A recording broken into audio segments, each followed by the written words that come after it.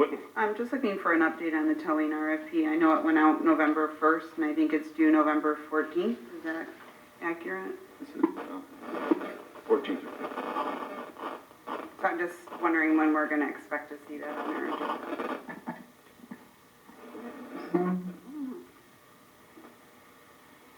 I believe we're going to, once we get all, I think they got a questions are open till what, the end of, is it this week or that day?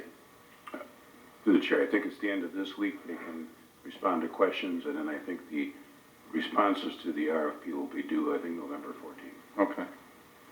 So depending on what goes on there, hopefully the next meeting. Yeah, because the next meeting's the 19th, so it's a pretty short time frame from the due date to the date. So, okay. Thank you. Any further open business from the council? Madam Clerk. Mr. Chairman, this is not election related, believe it or not. This is Goodfellows related. The Goodfellows 5K is going to be held Saturday, December 7th in conjunction with Taylor Winter Fest, and sign up is available online. It is a lot of fun. Actually, there's a kids portion in the beginning, and that is so cute to watch. So go on the city website for that. And also, this is election related.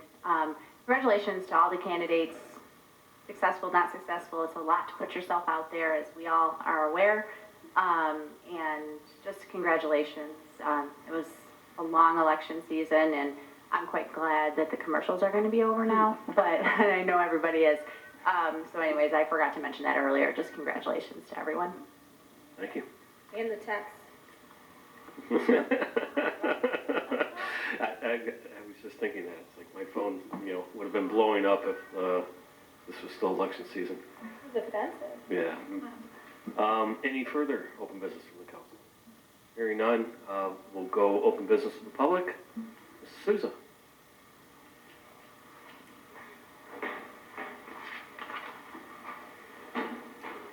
Mary Souza, 26640 Beverly Road.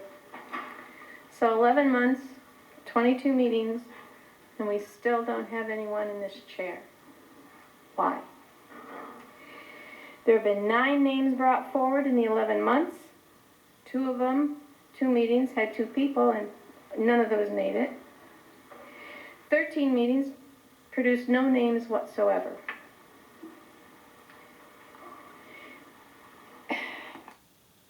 Two council members voted yes only twice, and that was for the nominees that they brought up.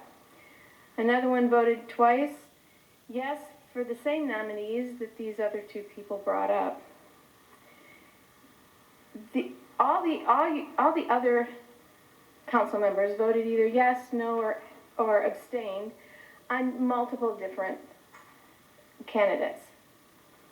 So this is telling me that those who only voted for their candidates are not taking this seriously or responsibly. If you do not know who is named, ask questions of the council member who's brought the name up. Use this as a sessions meeting to figure out whether or not this person is someone you want. Ask the questions.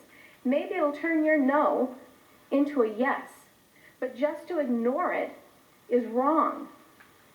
You're doing a disservice to the person that's brought forward and to the residents. Because when we vote for you as city council members, most of us don't know you. We read your bios, we look you up online or on our phones. Then we just go with our gut feeling and hope that you guys do your job well. We don't know. So you guys should do the same with the person's name that it comes up to you. Ask questions. So it is obvious you as a council can't get this done. So how do we, and you're not going to like me, Cindy, how do we get an election set up to address this issue? There's no other choice but for this city to do this. We cannot go another 12 months without that 7th council member. Any cost to the city of Taylor is on this council because you have failed to do your part of the job, and the residents of Taylor are going to pay the burden for your failures. Enough of this division, and get it together and get it done. That's what I have to say on that. Another question I have Okay, this is actually a question about the minutes. When a nominee is not brought forward, there is a motion on the agenda, okay? Chairman Geis, you read that. And I've looked through the minutes, and I don't see it in there. It won't be in the minutes, because there was no motion.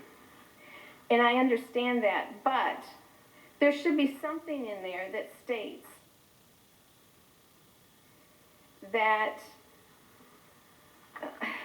let me see what my thought was.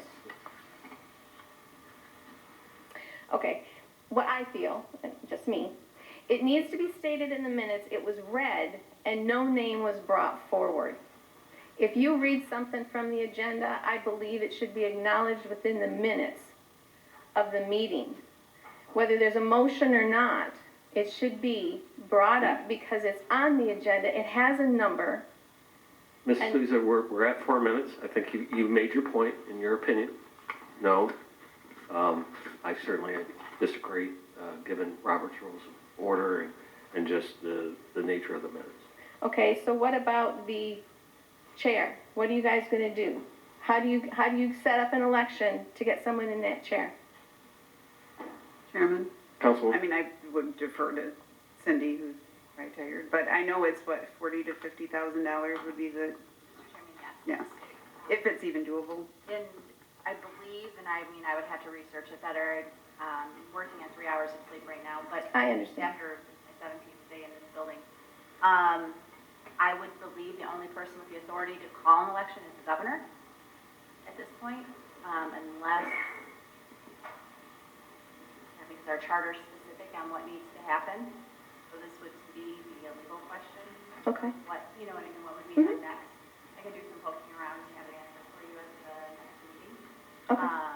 But I believe the only person who has the authority to call, because there's certain dates that are allotted in law for election, Okay.